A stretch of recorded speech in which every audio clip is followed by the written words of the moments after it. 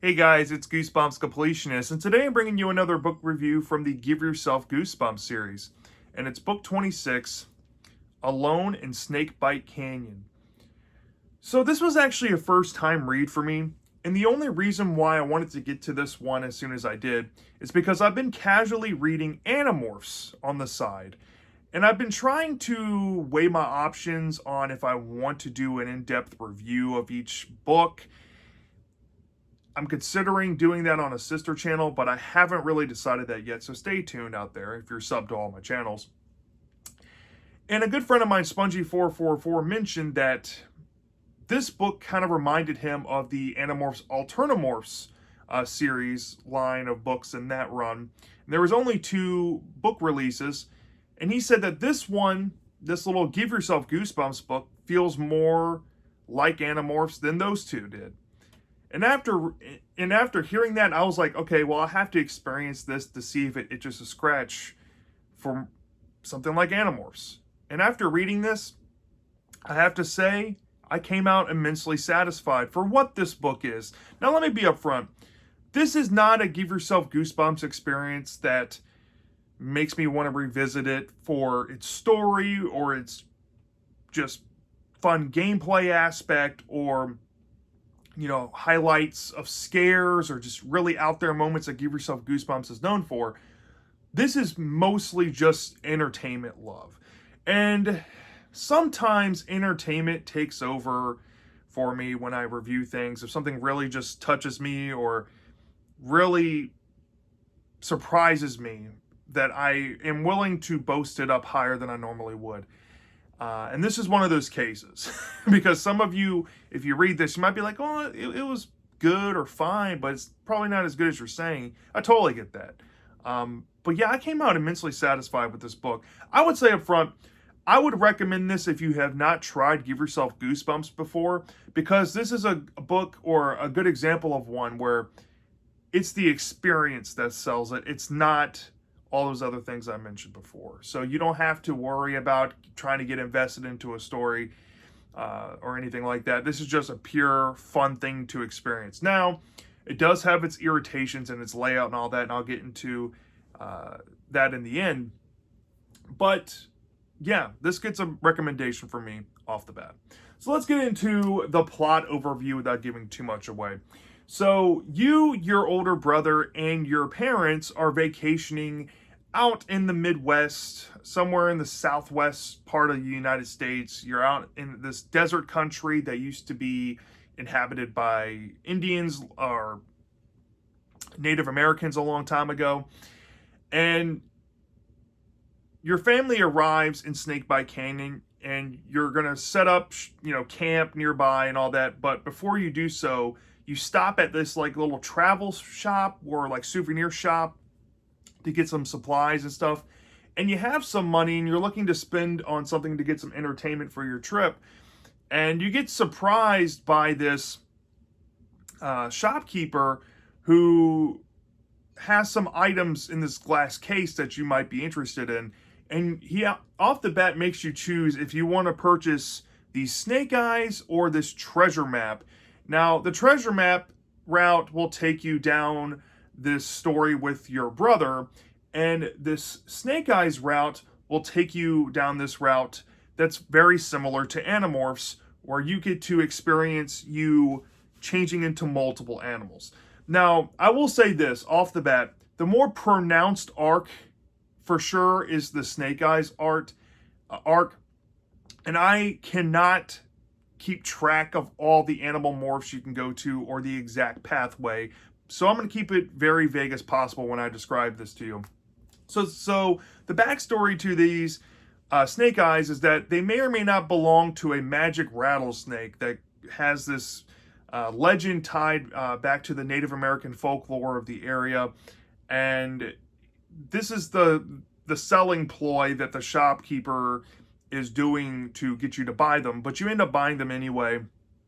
And you tell your brother that you got these snake eyes, and he's like, oh, that's just a hokey thing. And you're like, whatever, I'm just going to have fun with them.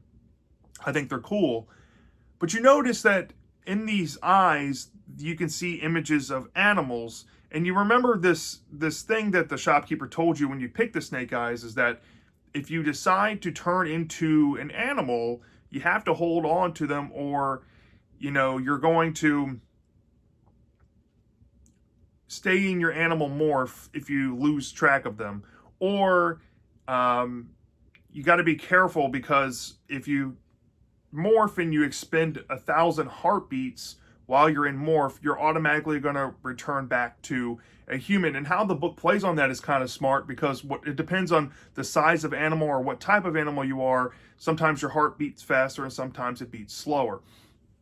So almost immediately you're thrown into a situation where you're at your family's camping lodge, and you're messing around with this, and you're like, oh, this is cool, I need to figure out what I want to turn into. And you look into these eyes and you see an option to turn into a bear or a falcon. And this sets you off on two totally different story arcs, but they both kind of end up back in the same place.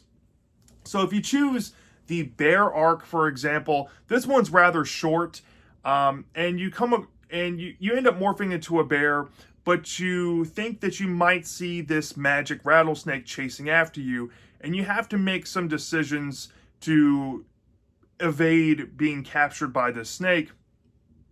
And you can choose to climb a tree or confront the snake. And if you choose to confront the snake, you end up going through a couple of morphs, and the snake ends up getting you back to the souvenir shop as in the true ending. I'm only going to go over the true endings on these. And you end up, trying to give them back to the shop. And then there's a plot reveal that the rattlesnake likes chasing people that ends up with his eyes. And you end up getting rewarded a free shapeshift into an animal for the rest of your stay while you're in Snakebite Canyon. So that's the real ending there. And that's basically what you're going to expect out of the bear arc. Now, if you go down the falcon arc, you're definitely going to get more bang for your buck. You're going to get way more animals. So the falcon arc, you're flying, and you realize that you don't have anywhere to hold on to. Well, actually, before we get into that, there are some side plots with the bear that you can end up like a sideshow attraction, because you end up losing the eyes and all that, and you end up writing your name in the sand to convince these people, or traveling tourists or whatnot, that you're maybe smarter than you appear. So that's kind of a funny arc. But if you choose, going back to the falcon arc, you're kind of forced to put these snake eyes into your mouth. But while you're flying in air and you're soaring, your body starts to shift back into a human because you've exceeded your heartbeats, and you end up kind of free falling out of the sky, and you have to find a place to land. You can choose to land on a ledge or land in the river. Now, both kind of interconnect. I'm going to be super vague about this. So if you land in the river, you're kind of stuck in a half morph, and you have to choose to swim to shore or be a fish. If you stick with the fish, you end up getting caught by a fisherman. But if you swim to shore, you end up, finish transforming naturally, but you realize that you've swallowed one of the eyeballs, and now you uncontrollably shapeshift into an animal as you try to find your way back to camp to get help. But in doing so, you may or may not also have another altercation with this magic rattlesnake, and you get to experience that stuff. And then the other arc, if you land on the ledge, you get to either be a mountain lion or become a bat. And this is probably the coolest part of the story, because if you become a bat, you get to eat a mosquito, and it takes you down to this cavern system, and it might interconnect to the other storyline, which is the treasure trail one, which is kind of cool. And I think you probably have some of the more frightening stuff in this arc. One involving a spider, and you see multiple bones below you. Very creepy stuff. And the mountain lion one has kind of a parallelistic kind of story where you end up falling down a mountainside. It's pretty cool. And then the true ending for this arc, if you go this way, if you go the ledge way, is that you end up back at camp, kind of beaten and bruised, and I don't want to spoil it because there is like a goofy ending that's kind of weird. But yeah, that's essentially what you're going to expect out of the Animorphs-like arc. You have many different animals I barely talked about, but that's essentially what you're going to expect. Now, the treasure map arc with you and your brother might be a bit scarier, but it's also more played generically, I would say. And it was probably my least favorite one, but I definitely think it has more scary scenes than the other arc. So the setup for this one is you acquire the treasure map and you tell your brother, and your brother is like, "Oh, this is super cool.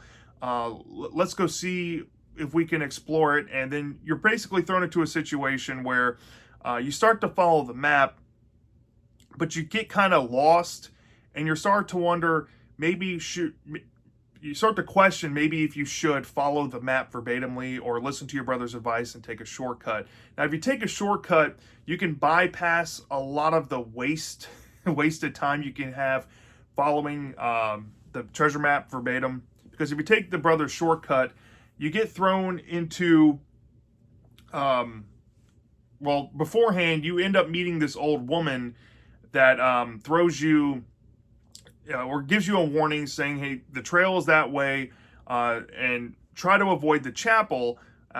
This chapel may be haunted." So your brother's like, well, "Let's take a shortcut. The chapel apparently is the shortcut." Well, mild spoiler alert: if you go the chapel way, you're definitely going to get stuck in there. And the chapel is haunted, and there are 3 frightening ghosts that have some ulterior motives with you, and they have some fun endings involved with that. So they like take you underneath the chapel, which is like super run down, and there's like some ore carts down there, and there's like some caverns and warning signs everywhere. And if you go this route, you end up having a close encounter with a jungle cat. I think it's like a panther stuck down there, and there's a frightening scene with some ghosts.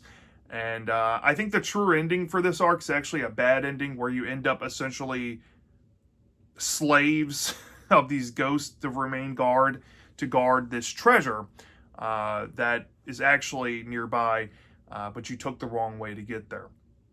So the real way you have to go is following the map verbatim, and you end up walking down this desert path with your brother, which seems like forever, until you hit a point and you try to evade getting like attacked by an animal, and you end up in this cavern system that looks like it is on the map. But the goal of this is to find this magic key, because in the previous arc, most of you might go down, you're not going to have the magic key, and there's actually an exact page, which I think this book did smart, to separate it from this other page telling you that you need it, because if you have the key, it will direct you to its own page and say that, hey, you have the key, you can choose to do something else now. So the goal is to find the key, and you navigate these caverns, and you end up finding a box or 2 boxes that you have to choose from. One will take you to a bad ending, and the other one will open up and give you the right key. And now that you have this key, you can navigate the cavern, find this treasure chest room, but there are some obstacles in there, like a chained up panther with a gold chain, and there's a treasure chest. And the true ending to the story is kind of lackadaisical. You end up opening the chest, and you get to choose what to do with it, and both give you kind of corny endings. But nonetheless, without going into too much more depth, that's essentially what you're going to expect to get out of Alone in Snakebite Canyon in a nutshell. So, despite some, middling things I said in the plot overview portion, I actually don't think that this book is middling. I think it's pretty great in a lot of regards. Not quite A tier, but we'll get into that in just a sec. So let's start off with the positives with this. So off the bat, the vibe of this book and the atmosphere is very cool. I mean, you definitely get an outdoorsy setting with this story. It has a camping flair to it. So if you're looking for a camping story, not like a summer camp type of camp, but like you go camping in a tent, you kind of get that here. But this book is super in your face with outdoors and Mother Nature. So you get a bunch of set pieces of rivers cliffs, cave dwellings, and like I said, you get to be multiple animals and go through morphing, and you have some close encounters with that. And it gives you a lot of animals to choose from. And I only scratched the surface in my plot overview with that. I was actually very impressed behind some of the mechanisms, because it seemed like the writer, even though the writing was kind of vague in this book, and when I say writer, I'm saying this as in I don't know who wrote this book, because Give Yourself Goosebumps has been confirmed to be ghostwritten. So I highly doubt R.L. Stine wrote this. It seemed like the transformation scenes could have been better and more explicit for body horror's sake, but when it was there, it was still pretty serviceable, and you got a sense that these, like, the writer at least knew how these animals operated, and all the animals had their own endings, which was kind of cool, and you get to see how you'd end up if you were a rat, or I think it's called a kangaroo rat. It did get kind of weird, and I didn't talk about this in the plot review, but there is a very bizarre plot line where you end up in the kingdom of kangaroo rats, and their king is King Rattlesnake. But that's only like one little arc, and you have to be like bookmark cheating to even get to that, I feel, because I don't think anybody would take that arc naturally, because there's a lot of loopholes to get through. But yeah, mildly weird and kind of goofy. But, you know, I could say that in the negative portions, when I get to that there are some goofy things that stick out here that kind of weigh it down. But positives, the experience of this book. I mean, if you're a fan of Animorphs, or if you like the, I guess, trope of people turning into animals, other Give Yourself Goosebumps books have done this in the past. I think Trapped in Batwing Hall is an example about a kid turning into a bat. It's very similar to the setup of this one, but this one plays more into that traditional Animorphs kind of thing, where, you know, you have a whole team of kids turning into animals in a book. I mean, you essentially get to be a ton of them here, and they're all like local wildlife.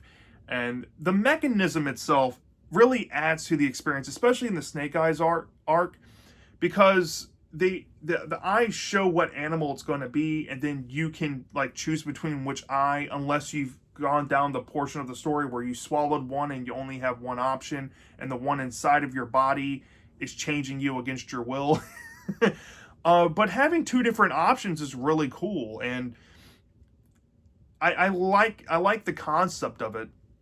And you know, a lot of this action stuff is really cool, and I think this being like a more adventure focused Goosebumps book, I think that this is how adventure Give Yourself Goosebumps, or Goosebumps in general, should be done. You focus on the action. Especially in a Give Yourself Goosebumps book, you focus on the action, and you put the reader in just a fun experience.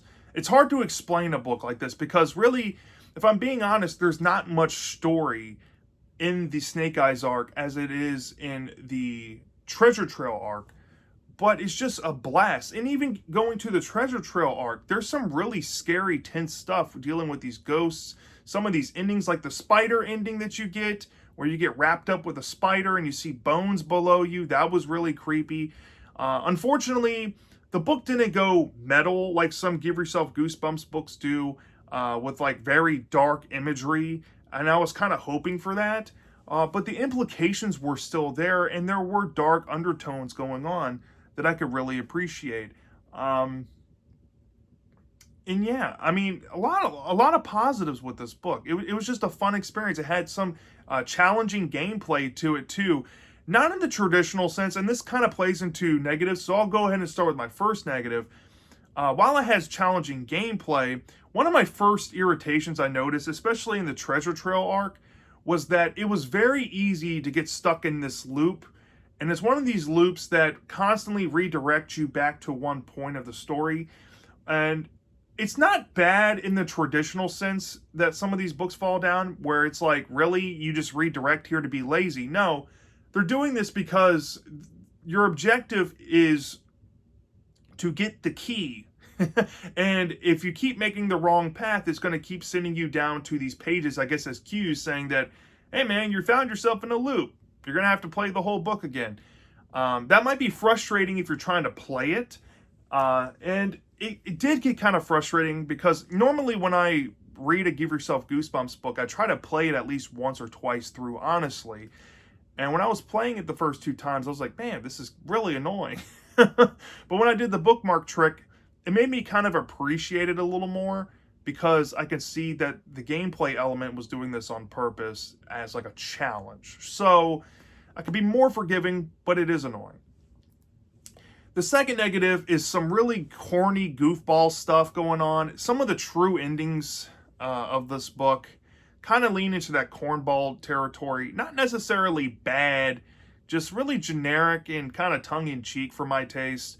And let's call this stuff out here. There are some choices that you have to make in the book that are actually pretty dumb, that give you some bad endings as a result. And I think that's unfair because there's one choice in the Snake Eyes arc where you already know the mechanism of how these eyes work and what happens to your body. And it makes you choose a really dumb decision against which you already know to give you a bad ending. And that really irks me because even you on page recognize that, hey, why did I choose this?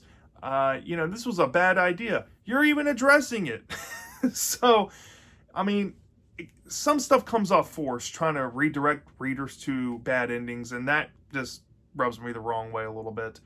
And then you have the other side of the coin where you have the goofy kangaroo rat subplot where, if you get brought down to this arc, which is actually probably one of the harder arcs to find yourself in, you come across a kingdom of talking kangaroo rats that have a king rattlesnake as their leader.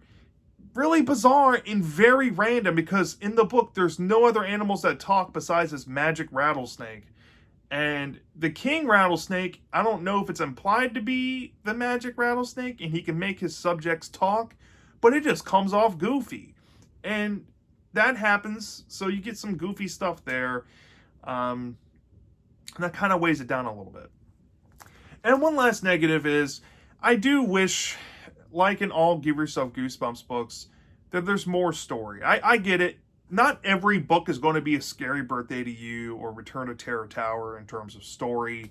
Some of them are just straight up action focused. Some of them are a good blend. But this one, like I said, is more the experience and not the story. And honestly, the story isn't bad or anything. It's just kind of there, and it's mostly set up. And what ends up happening is you kind of get this mildly generic aftertaste in your mouth about the story and what you get out of it. But it's not the worst thing ever because, like I said, for me personally, and some of you out there might agree with this, I think the entertainment value this book brought in terms of what it was doing with its action and what it was doing fun-wise, putting the reader into the experience of these animals and actually having some moments of scares, and the treasure trail arc made up for, I guess, the lacking story. But the lacking story, like I said, is an issue. But these are actually surprisingly smaller to mildly medium things that add up for me, all these negatives. And if I'm being honest, if I didn't really enjoy this book as much as I did, I probably would give this a high C tier at maybe like a 3.8 or a 3.9 out of 5 stars. But because I enjoyed it, I decided to curve it because entertainment just took over for me. And I can kind of say this, like, I know it's not for everyone, but I might give it some guilty pleasure or just personal love boost for the rating here, just because I think it itched a scratch I was looking for, and I can definitely see myself revisiting this in the future for what it offers. So from a 0 to 5 star basis, I mentioned early on, I don't think I'm going to give this an A, so it's going to be less than a 4.5, but I think higher than a 4. And where I settled on this, I decided to go on the higher end of the roundup and give this about a 4.4 out of 5 for me. This might sound high for a couple of you, and I'll be honest, it probably is. But this just really worked for me. I'm willing to give this about a B plus. I can't quite give it an A, given all the flaws it has. I can't be that generous with it, but I had a really fun time, and like I said before, I definitely recommend you try this one, especially if you're a fan of the Give Yourself Goosebumps series, or you're just a fan of more fun Goosebumps in general, or maybe you haven't tried to Give Yourself Goosebumps before. This might be a good gateway book for you to try. Just know up front, it's more the experience, not the story. So that's my thoughts on Alone in Snakebite Canyon. Let me know down in the comment section if you've read this book before. Do you love this or do you hate this? I'm dying to know. And I'll see you next time.